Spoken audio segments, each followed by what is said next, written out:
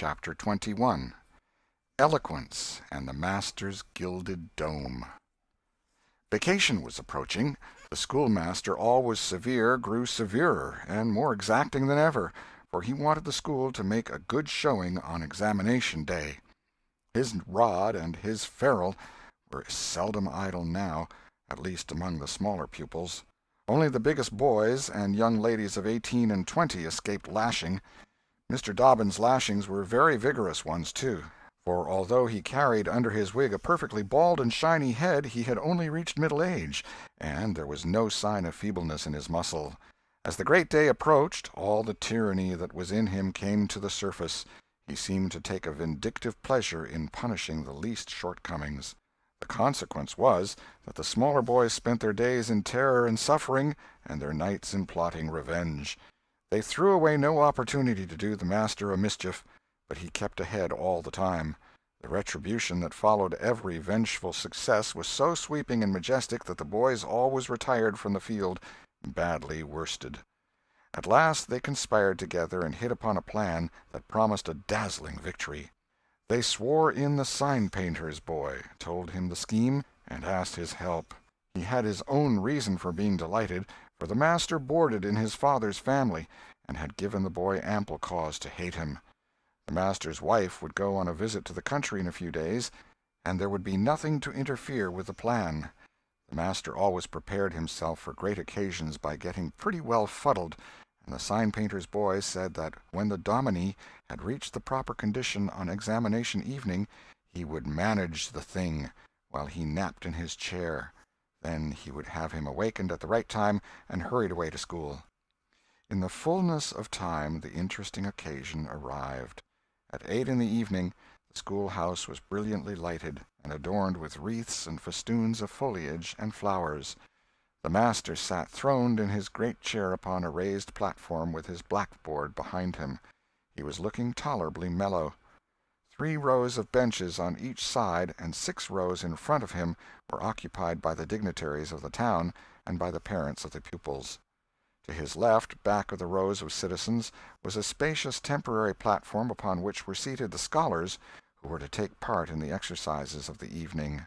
Rows of small boys, washed and dressed to an intolerable state of discomfort, rows of gawky big boys, snowbanks of girls and young ladies clad in lawn and muslin and conspicuously conscious of their bare arms, their grandmother's ancient trinkets, their bits of pink and blue ribbon, and the flowers in their hair. All the rest of the house was filled with non-participating scholars. The exercises began. A very little boy stood up and sheepishly recited, "You'd scarce expect one of my age to speak in public on the stage," etc., accompanying himself with the painfully exact and spasmodic gestures which a machine might have used, supposing the machine to be a trifle out of order. But he got through safely, though cruelly scared, and got a fine round of applause when he made his manufactured bow and retired. A little shamefaced girl lisped, "Mary had a little lamb," etc., performed a compassion-inspired curtsy, got her meed of applause, and sat down flushed and happy. Tom Sawyer stepped forward with conceited confidence, and soared into the unquenchable and indestructible "Give me liberty or give me death" speech, with fine fury and frantic gesticulation, and broke down in the middle of it. A ghastly stage fright seized him, his legs quaked under him, and he was like to choke. True, he had the manifest sympathy of the house, but he had the house's silence, too, which was even worse than its sympathy.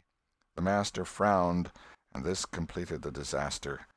Tom struggled a while, and then retired utterly defeated.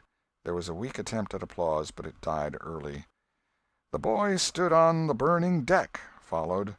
Also, "The Assyrian came down," and other declamatory gems. Then there were reading exercises and a spelling fight. The meager Latin class recited with honor. The prime feature of the evening was in order now, original compositions by the young ladies. Each in her turn stepped forward to the edge of the platform, cleared her throat, held up her manuscript tied with dainty ribbon, and proceeded to read, with labored attention to expression and punctuation. The themes were the same that had been illuminated upon similar occasions by their mothers before them, their grandmothers, and doubtless all their ancestors in the female line clear back to the Crusades. Friendship was one, memories of other days, religion in history, dreamland, the advantages of culture, forms of political government compared and contrasted, melancholy, filial love, heart longings, etc., etc. A prevalent feature in these compositions was a nursed and petted melancholy. Another was a wasteful and opulent gush of fine language. Another was a tendency to lug in by the ears particularly prized words and phrases until they were worn entirely out, and a peculiarity that conspicuously marked and marred them was the inveterate and intolerable sermon that wagged its crippled tail at the end of each and every one of them.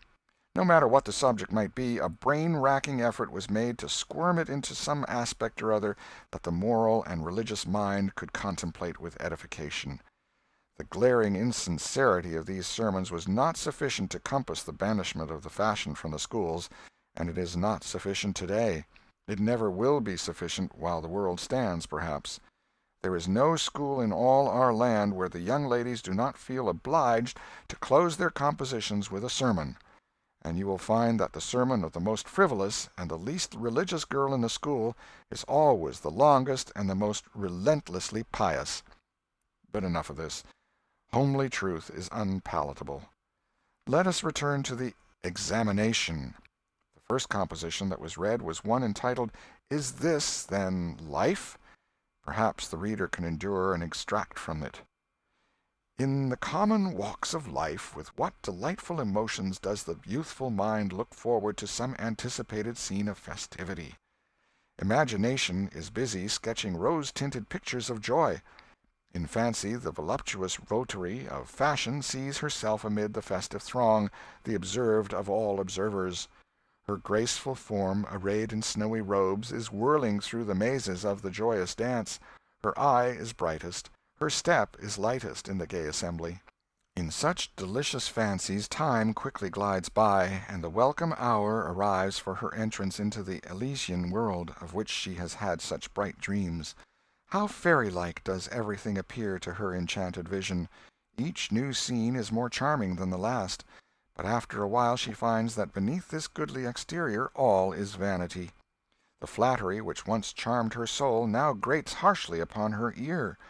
The ballroom has lost its charms, and with wasted health and embittered heart she turns away with the conviction that earthly pleasures cannot satisfy the longings of the soul. And so forth and so on. There was a buzz of gratification from time to time during the reading, accompanied by whispered ejaculations of "How sweet! How eloquent! So true!" etc., and after the thing had closed with a peculiarly afflicting sermon, the applause was enthusiastic.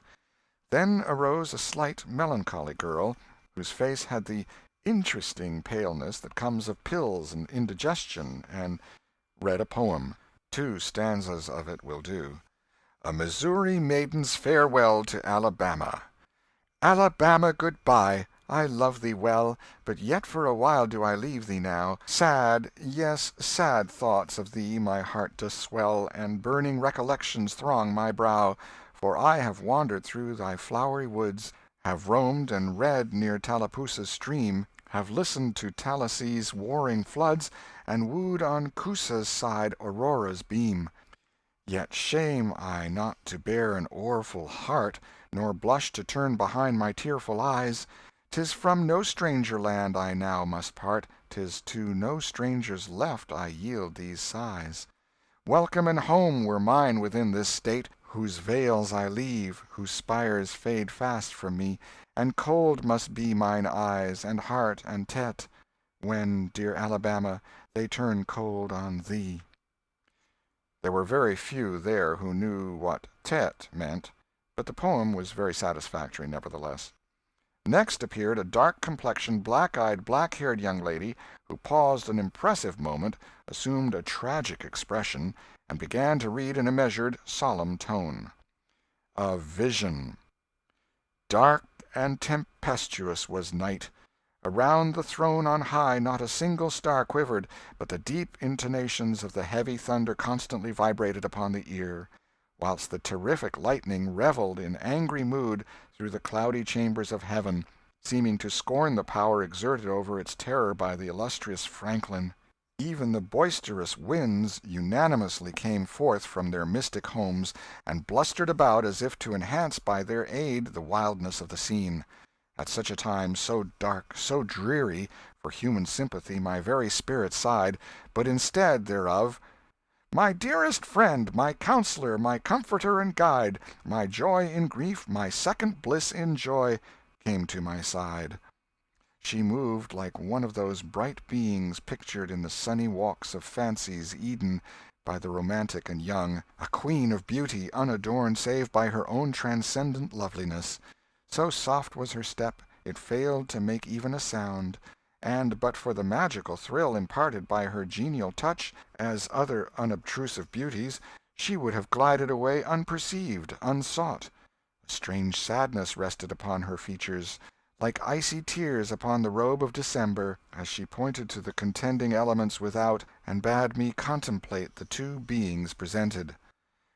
This nightmare occupied some 10 pages of manuscript, and wound up with a sermon so destructive of all hope to non-Presbyterians that it took the first prize.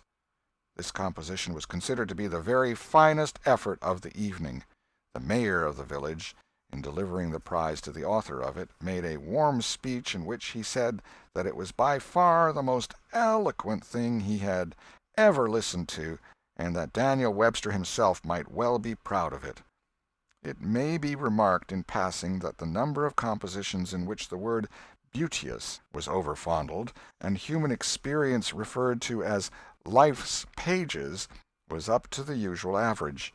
Now the master, mellow almost to the verge of geniality, put his chair aside, turned his back to the audience, and began to draw a map of America on the blackboard to exercise the geography class upon. But he made a sad business of it with his unsteady hand, and a smothered titter rippled over the house. He knew what the matter was, and set himself to right it.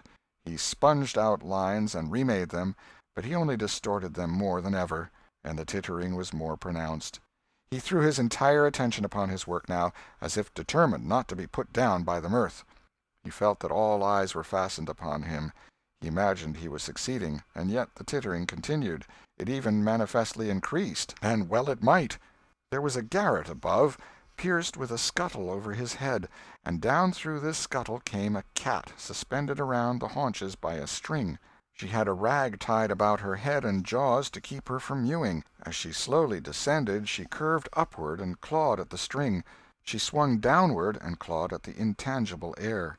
The tittering rose higher and higher. The cat was within 6 inches of the absorbed teacher's head. Down, down, a little lower, and she grabbed his wig with her desperate claws, clung to it, and was snatched up into the garret in an instant with her trophy still in her possession. And how the light did blaze abroad from the master's bald pate, for the sign-painter's boy had gilded it. That broke up the meeting. The boys were avenged. Vacation had come.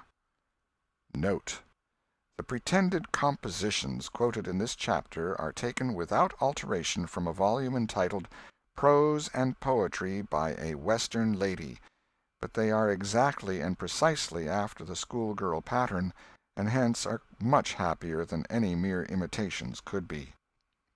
End of chapter 21. Chapter 22. Huck Finn quotes Scriptures. Tom joined the new order of cadets of temperance, being attracted by the showy character of their regalia. He promised to abstain from smoking, chewing, and profanity as long as he remained a member. Now he found out a new thing, namely, that to promise not to do a thing is the surest way in the world to make a body want to go and do that very thing. Tom soon found himself tormented with a desire to drink and swear. The desire grew to be so intense that nothing but the hope of a chance to display himself in his red sash kept him from withdrawing from the order. 4th of July was coming, but he soon gave that up. gave it up before he had worn his shackles over 48 hours, and fixed his hopes upon old Judge Fraser, Justice of the Peace, who was apparently on his deathbed and would have a big public funeral, since he was so high an official. During 3 days Tom was deeply concerned about the judge's condition and hungry for news of it. Sometimes his hopes ran high, so high that he would venture to get out his regalia and practice before the looking-glass. But the judge had a most discouraging way of fluctuating. At last he was pronounced upon the mend, and then convalescent. Tom was disgusted, and felt a sense of injury, too. He handed in his resignation at once, and that night the judge suffered a relapse and died. Tom resolved that he would never trust a man like that again. The funeral was a fine thing. The cadets paraded in a style calculated to kill the late member with envy. Tom was a free boy again, however. There was something in that. He could drink and swear now, but found to his surprise that he did not want to. The simple fact that he could took the desire away and the charm of it. Tom presently wondered to find that his coveted vacation was beginning to hang a little heavily on his hands. He attempted a diary, but nothing happened during 3 days, and so he abandoned it. The first of all the Negro minstrel shows came to town, and made a sensation. Tom and Joe Harper got up a band of performers and were happy for 2 days. Even the glorious Fourth was in some sense a failure, for it rained hard, there was no procession in consequence, and the greatest man in the world, as Tom supposed, Mr. Benton, an actual United States Senator, proved an overwhelming disappointment, for he was not 25 feet high, nor even anywhere in the neighborhood of it. A circus came. The boys played circus for 3 days afterward in tents made of rag carpeting. Admission, 3 pins for boys, 2 for girls, and then circusing was abandoned. A phrenologist and a mesmerizer came, and went again, and left the village duller and drearier than ever. There were some boys' and girls' parties, but they were so few and so delightful that they only made the aching voids between ache the harder. Becky Thatcher was gone to her Constantinople home to stay with her parents during vacation, so there was no bright side to life anywhere. The dreadful secret of the murder was a chronic misery. It was a very cancer for permanency and pain. Then came the measles. During 2 long weeks Tom lay a prisoner, dead to the world and its happenings. He was very ill. He was interested in nothing. When he got upon his feet at last and moved feebly downtown, a melancholy change had come over everything and every creature. There had been a revival, and everybody had got religion, not only the adults but even the boys and girls. Tom went about hoping against hope for the sight of one blessed sinful face, but disappointment crossed him everywhere. He found Joe Harper studying a Testament, and turned sadly away from the depressing spectacle. He sought Ben Rogers, and found him visiting the poor with a basket of tracts. He hunted up Jim Hollis, who called his attention to the precious blessing of his late measles as a warning. Every boy he encountered added another ton to his depression, and when, in desperation, he flew for refuge at last to the bosom of Huckleberry Finn, and was received with a scriptural quotation, his heart broke, and he crept home and to bed, realizing that he alone of all the town was lost forever and forever. And that night there came on a terrific storm, with driving rain, awful claps of thunder, and blinding sheets of lightning. He covered his head with his bedclothes and waited in a horror of suspense for his doom, for he had not the shadow of a doubt that all this hubbub was about him. He believed he had taxed the forbearance of the powers above to the extremity of endurance, and that this was the result. It might have seemed to him a waste of pomp and ammunition to kill a bug with a battery of artillery, but there seemed nothing incongruous about the getting up such an expensive thunderstorm as this to knock the turf from under an insect like himself. By and by the tempest spent itself and died without accomplishing its object. The boy's first impulse was to be grateful and reform. His second was to wait, for there might not be any more storms. The next day the doctors were back. Tom had relapsed. The 3 weeks he spent on his back this time seemed an entire age. When he got abroad at last, he was hardly grateful that he had been spared, remembering how lonely was his estate, how companionless and forlorn he was. He drifted listlessly down the street and found Jim Hollis acting as judge in a juvenile court that was trying a cat for murder, in the presence of her victim, a bird. He found Joe Harper and Huck Finn up an alley eating a stolen melon. Poor lads, they, like Tom, had suffered a relapse. End of Chapter 22. Chapter 23. The Salvation of Muff Potter. At last the sleepy atmosphere was stirred, and vigorously.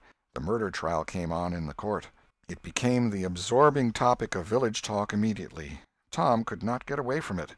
Every reference to the murder sent a shudder to his heart, for his troubled conscience and fears almost persuaded him that these remarks were put forth in his hearing as feelers.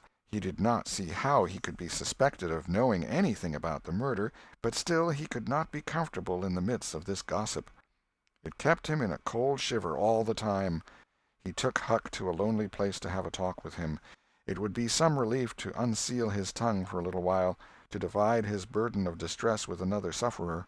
Moreover, he wanted to assure himself that Huck had remained discreet. "Huck, have you ever told anybody about—that?" "About what?" "You know what." "Oh, course I haven't." "Never a word?" "Never a solitary word, so help me. What makes you ask?" "Well, I was afeard." "Why, Tom Sawyer, we wouldn't be alive 2 days if that got found out. You know that." Tom felt more comfortable. After a pause, "Huck, they couldn't anybody get you to tell, could they?" "Get me to tell? Why, if I wanted that half-breed devil to drown me, they could get me to tell. They ain't no different way." "Well, that's all right, then. I reckon we're safe as long as we keep mum. But let's swear again, anyway. It's more surer." "I'm agreed." So they swore again with dread solemnities. "What is the talk around, Huck? I've heard a power of it." "Talk? Well, it's just Muff Potter, Muff Potter, Muff Potter all the time. It keeps me in a sweat, constant, so's I want to hide somewheres. That's just the same way they go on round me. I reckon he's a goner. Don't you feel sorry for him sometimes?"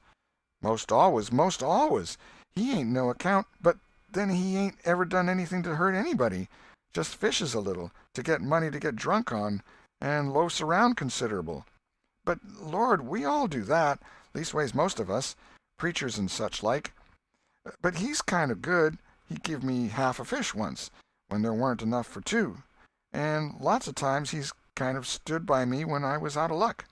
"Well, he's mended kites for me, Huck, and knitted hooks onto my line. I wish we could get him out of there." "My, we couldn't get him out, Tom, and besides, 'twouldn't do any good. They'd catch him again." "Yes, so they would. But I hate to hear 'em abuse him so like the dickens when he never done that." "I do too, Tom. Lord, I hear 'em say he's the bloodiest looking villain in this country, and they wonder he wasn't ever hung before." "Yes, they talk like that all the time. I've heard 'em say that if he was to get free they'd lynch him." "And they'd do it, too." The boys had a long talk, but it brought them little comfort. As the twilight drew on, they found themselves hanging about the neighborhood of the little isolated jail, perhaps with an undefined hope that something would happen that might clear away their difficulties. But nothing happened. There seemed to be no angels or fairies interested in this luckless captive. The boys did as they had often done before, went to the cell grating and gave Potter some tobacco and matches. He was on the ground floor, and there were no guards. His gratitude for their gifts had always smote their conscience before. It cut deeper than ever this time. They felt cowardly and treacherous to the last degree when Potter said, "You've been mighty good to me, boys, better'n anybody else in this town, and I don't forget it, I don't. Often I says to myself, says I used to mend all the boys' kites and things, and show 'em where the good fishing places was, and befriend 'em what I could, and now they've all forgot old Muff when he's in trouble, but Tom don't, and Huck don't. They don't forget him, says I, and I don't forget them. Well, boys, I done an awful thing.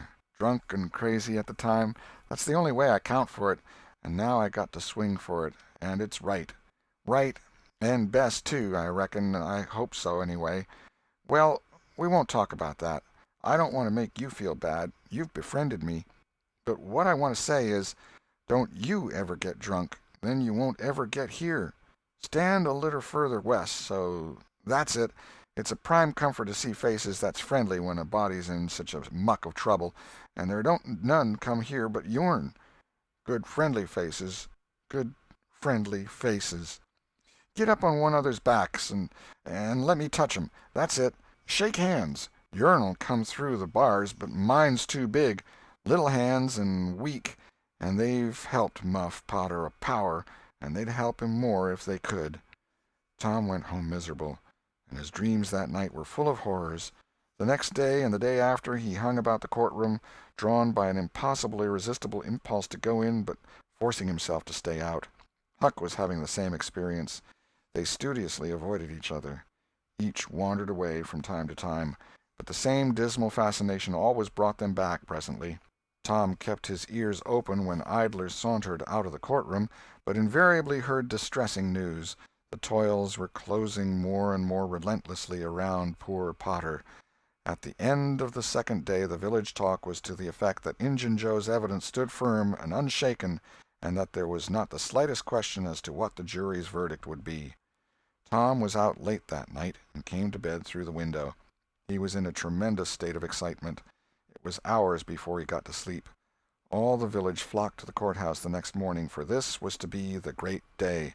Both sexes were about equally represented in the packed audience. After a long wait the jury filed in and took their places. Shortly afterward, Potter, pale and haggard, timid and hopeless, was brought in, with chains upon him, and seated where all the curious eyes could stare at him. No less conspicuous was Injun Joe, stolid as ever. There was another pause, and then the judge arrived and the sheriff proclaimed the opening of the court. The usual whisperings among the lawyers and gathering together of papers followed. These details and accompanying delays worked up an atmosphere of preparation that was as impressive as it was fascinating. Now a witness was called who testified that he found Muff Potter washing in the brook at an early hour the morning that the murder was discovered, and that he immediately sneaked away. After some further questioning, counsel for the prosecution said, "Take the witness." The prisoner raised his eyes for a moment, but dropped them again when his own counsel said, "I have no questions to ask him." The next witness proved the finding of the knife near the corpse. Counsel for the prosecution said, "Take the witness." "I have no questions to ask him," Potter's lawyer replied. A third witness swore he had often seen the knife in Potter's possession. "Take the witness." Counsel for Potter declined to question him. The faces of the audience began to betray annoyance. Did this attorney mean to throw away his client's life without an effort?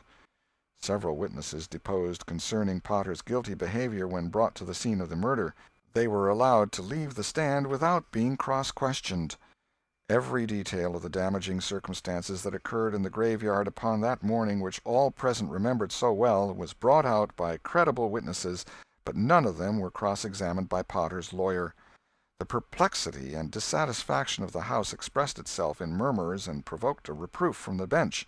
Counsel for the prosecution now said, "By the oaths of citizens whose simple word is above suspicion, we have fastened this awful crime, beyond all possibility of question, upon the unhappy prisoner at the bar.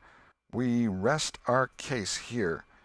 A groan escaped from poor Potter, and he put his face in his hands and rocked his body softly to and fro, while a painful silence reigned in the courtroom. Many men were moved, and many women's compassion testified itself in tears. Counsel for the defense rose and said, "Your Honor, in our remarks at the opening of this trial we foreshadowed our purpose to prove that our client did this fearful deed while under the influence of a blind and irresponsible delirium produced by drink. We have changed our mind. We shall not offer that plea." Then to the clerk, "Call Thomas Sawyer." A puzzled amazement awoke in every face in the house, not even excepting Potter's. Every eye fastened itself with wondering interest upon Tom as he rose and took his place upon the stand. The boy looked wild enough, for he was badly scared. The oath was administered. "Thomas Sawyer, where were you on the 17th of June about the hour of midnight?" Tom glanced at Injun Joe's iron face, and his tongue failed him. The audience listened breathless, but the words refused to come. After a few moments, however, the boy got a little of his strength back, and managed to put enough of it into his voice to make part of the house hear. "In the graveyard." "A little bit louder, please. Don't be afraid. You were in the graveyard." A contemptuous smile flitted across Injun Joe's face. Were you anywhere near Horse William's grave?" "Yes, sir." "Speak up, just a trifle louder. How near were you?" "Near as I am to you." "Were you hidden or not?" "I was hid." "Where?" "Behind the elms that's on the edge of the grave." Injun Joe gave a barely perceptible start. "Anyone with you?" "Yes, sir. I went there with—" "Wait a moment. Never mind mentioning your companion's name. We will produce him at the proper time. Did you carry anything there with you?" Tom hesitated and looked confused. "Speak out, my boy. Don't be diffident. The truth is always respectable. What did you take there?" "Only a dead cat." There was a ripple of mirth which the court checked. "We will produce the skeleton of that cat.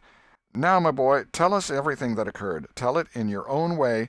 Don't skip anything, and don't be afraid." Tom began, hesitatingly at first, but as he warmed to his subject his words flowed more and more easily. In a little while every sound ceased but his own voice.